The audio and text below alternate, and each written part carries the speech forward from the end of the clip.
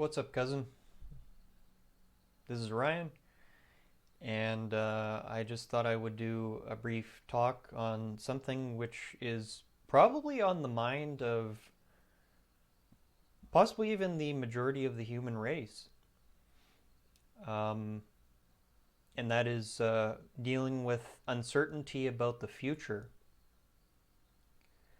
You will find a lot of people who are, I might say, fundamentalist in their thinking. You will find people who will make statements to the effect of, if you just believe in yourself, then you can basically do whatever you want, and that includes building a company or um, becoming a world champion in some sport or whatever. Now, I'm not saying that you're likely to do any of those things if you aren't confident in your abilities, but there's a bit of a problem in telling people that because you end up promising something that not everyone uh, in any situation, economic situation, pandemic situation, um, life situation, country, is actually going to be able to do. So, what I'm trying to point to here is that I do believe we live in a time right now where any rational human being entertains the idea that the future is pretty uncertain right now due to economic problems, political problems, um, theocratic problems, and pandemic problems. I live in Canada, and after loosening our social distancing restrictions, we're now getting a second wave of cases of COVID-19, and we're starting to uh, ratchet up the social distancing rules and procedures again, which is quite possibly the right thing to do, but also quite possibly going to make our economic situation here even worse. Nobody has clear answers to whether we should keep social distancing aggressively or whether we should focus on saving the economy. Um, you can make arguments for either side, but no one really is capable of holding all of the necessary variables to answer that question accurately in their head or even in a computer because it's just too complicated. So, anyways, whether or not you agree with any of those statements is not particularly important. What I wanted to talk about, and I hope you'll agree, that we're dealing with a lot of uncertainty about the future, not just the future of our countries, but and not just the future of the whole human race, but also our own personal futures, our dreams and goals, and so forth. Um, there's a lot of changes that are happening rapidly, a lot faster than probably has been the case in the history of the human species. So how do we maintain psychological well-being in the midst of uncertainty is really the thing that I want to reflect on here. And sometimes when you're watching people like me, maybe more like people like David Goggins or Jocko Willink, or if you're inclined, Tony Robbins, not really my thing, but whatever. But just, people generally they're a lot more successful than I am in terms of money, but people like me who sit here and ramble about the human experience, you can tend to think that, oh, that person's always grounded and always certain and et cetera, et cetera. And, you know, I think where real psychological health comes from is having a balance of um, knowing the difference between what you should worry about and so in other words, what you have control over, and what you shouldn't worry about, in other words, what you don't have control over. To give you a practical example right now, um, where I live, which is a island off the coast of British Columbia, Canada, because of forest fires in Washington State, which is in America, my whole island is covered in smoke. It looks like mist, but it's just a giant blanket of smoke. And there's actually nothing I can do about that. So, in a lot of ways, I thought the smoke was kind of a good analogy. Um, it's kind of an unpleasant thing to be sitting here looking at this beautiful landscape of trees and mountains and forests and grassland and farmland and all this stuff. And the whole thing is just covered in this gray matter, which kind of puts this mood over everything, um, if you were inclined to look at it that way.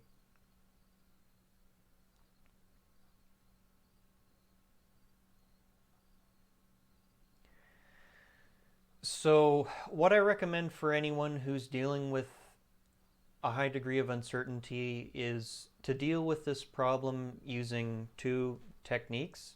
This is how I try to deal with this problem. So, first, we'll talk about dealing with it on an intellectual discursive level, which is what most of anyone who watches this from a Western society will be used to dealing with their problems in. When we have a problem here in Western society, we go to a psychologist instead of a monk normally. I'm not making a judgment there, but I'm just pointing that out. And what a psychologist who does not have any real training in mental cultivation will tell you is they'll get you to unpack the problem, explain your feelings and perspectives, and they'll try and reframe those things for you or give you a situation where you yourself can reframe your own ideas. This has some small degree of effectiveness, and I'll try to talk about that now, and then we'll get into the other solution, which does not, it depends a lot less on discursive analytical thinking. But to get that out of the way first, I'm not going to lie to you. I have many models of the future, how my life will go, how the human race will end up, how my country will end up economically, and all these sorts of things.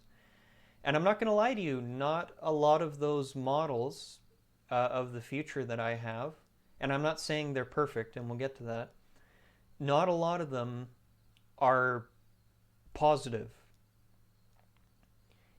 The best case scenarios are still kind of grim.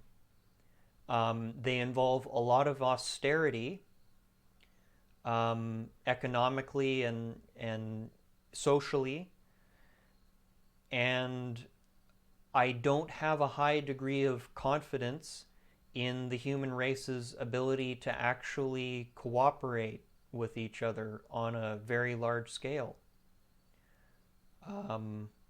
I really hope I'm wrong about that. Now, the way that I psychologically deal with that realization, first primarily, is to understand the fundamental truth about reality in your mind and the fact that your brain is an information processing system. Your brain is a computer. It is a computer. It is a computer. People like to talk about, oh, the brain is so much more complicated than modern digital CMOS computers. Yet you're right, it's more complicated. It's still a computer. And computers are only capable of modeling reality using mental models, abstractions, representations of reality. And because of a bandwidth issue, because it's impossible for a human brain or any computer that's been made so far to hold all of the information, all of the variables in memory necessary to calculate the exact outcome of the future, which is hypothetically possible if you've ever looked into Laplace's daemon, Laplace, Laplace. Daemon, I think Daemon. It's a thought experiment that I won't go into. But no one is capable of accurately predicting the future, is what I'm saying here. That's a fact. No human being or information processing system that has been created so far is capable of accurately predicting the future. So what I'm saying here is the way that I deal rationally with the fact that I don't have a lot of faith and positive perspective on the future, I know that I can't predict it accurately, and for me to hold too tightly to those ideas I have about the future, whether they are positive or negative, is ignorant, is unwise, not rational. So then, on an intellectual level, we return to two things. Looking at our immediate situation, which is me, my family, my friends, my community, the small number of things that I actually am capable of affecting with my own decision-making capacity. Looking at those things and saying, which of these things may I affect positively, and which of these things are completely out of my control? And to do your best to perform that analysis rigorously, fairly, when you have a clear mind, which we'll talk about in a moment. And to basically worry about what you can change, don't worry about what doesn't change. I'm not the first person to say that, but it's important. And if you find yourself getting lost in what you can't change, use that idea that I told to you, which is a fundamental truth. The future is uncertain. As a matter of computation, it can't be predicted accurately. Yes, it can be predicted accurately in very tiny situations. If I lift this lighter and I drop it, it will fall to the ground. I can make that prediction. But when we're talking about predicting the future of a country or your own life or the whole human race, we can make estimates and assumptions, but we can't know it for certain. Okay, hopefully I have addressed the discursive intellectual side of this problem of dealing with uncertainty, and now we will talk about the thing which is impossible to explain and shouldn't be talked about, and here I am going to attempt to talk about it.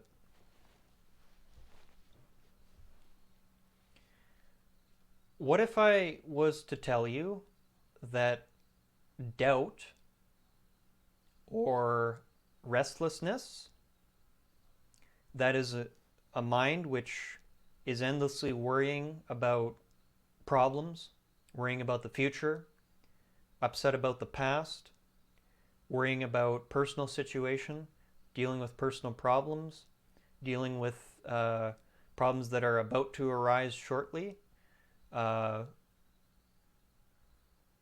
feeling lost, a lack of hope, a lack of confidence, fearful, upset, anxious. What if I was to tell you that all of those emotions arise dependently on conditions? And those conditions, well, they all arise from one root cause. That is a mind which is spending too much time in discursive, analytical thought processing. Endless narration, endless analysis, endless commenting. How do I feel about that? How do I feel about that? I want that. I hate that. All those sorts of things, which is basically all I knew for the first 20 years of my life, approximately, because I come from a psychologically unhealthy family with substance abuse problems, with anger problems. I am naturally an analytic and discursive, up in my head thinker. You might wonder why I do a lot of the crazy stuff I do, like building a computer in Minecraft or teaching myself how digital circuits work and all these different things I do. It's because my mind never stops asking questions. It never stops asking, how does that work? I can't help it. But yeah, all those sorts of things, which, like I say, that's all I really know. And if I was talking to myself from 6 years ago, I'm 26 right now, then that me from 6 years ago probably would be like, well, what are you talking about? What else is there than my narration, my analysis, my discursive thinking process? Isn't that everything? No. In fact, it's kind of the root problem, at least the way in which we use it. So I just said something which will sound nebulous and confusing to most of you, and just downright insane to some of you as well. So how can we deal with that? Recall to your mind that you have had experiences where that endless proliferation of thought ceased. Recall two kinds of situations. Recall number one, when you first wake up after a very deep and restful sleep, and your mind isn't proliferating, it's just quite still. Sometimes we wake up from a dream and the mind is very active, but I'm talking about, consider that sometimes when you wake up after a nap or sleeping, for a temporary period of time, the discursive analytical part of your mind wasn't firing. Also, recall from your personal experience that you have been in situations where there was almost no discursive, analytical, narrative thought process going on in your head, and yet you were able to perform above your abilities. So I'm talking about when you are in a flow state and you're programming. I'm talking about when you are playing a sport and you're in the zone. I'm talking about when you are selling a product to a customer and you are suave and flawless and funny and everything just flows smoothly and there's no resistance. Alan Watts might say it's the difference between sailing versus rowing. Rowing is when you're in a boat with a paddle. If you think hard enough, you can probably think of situations where you manage to navigate life very successfully and skillfully, even for just a short period of time, even though you weren't stuck up in your head in imagination land. And I'm going to basically just come out and say it. If you're finding yourself really lost in uncertainty, you need to find practices, situations, habits which get you out of your head. This could be exercise. This could be yoga. This could be doing a puzzle. It could be actually essentially any activity, but the problem is that if you pick an activity which tends to stimulate your mind too much, you can tend to just add more fuel to the fire.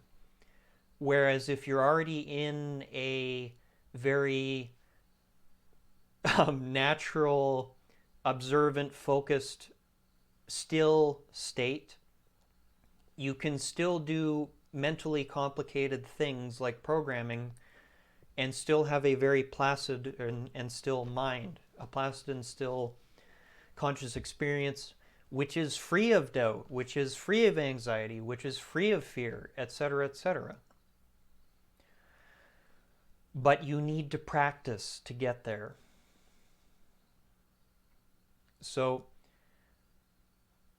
that's the second thing I wanted to talk about, is that the way to live comfortably with an uncertainty is twofold. Is to accept the reality that whatever thing you're thinking about that you're worried about, whether that's a personal issue or a societal issue or an issue for the whole human race, it's uncertain. Anicca is what they call it in ancient Pali language. It's uncertain. You can't predict it for sure. You can make models of the future, and sometimes you're right, but you never know for sure.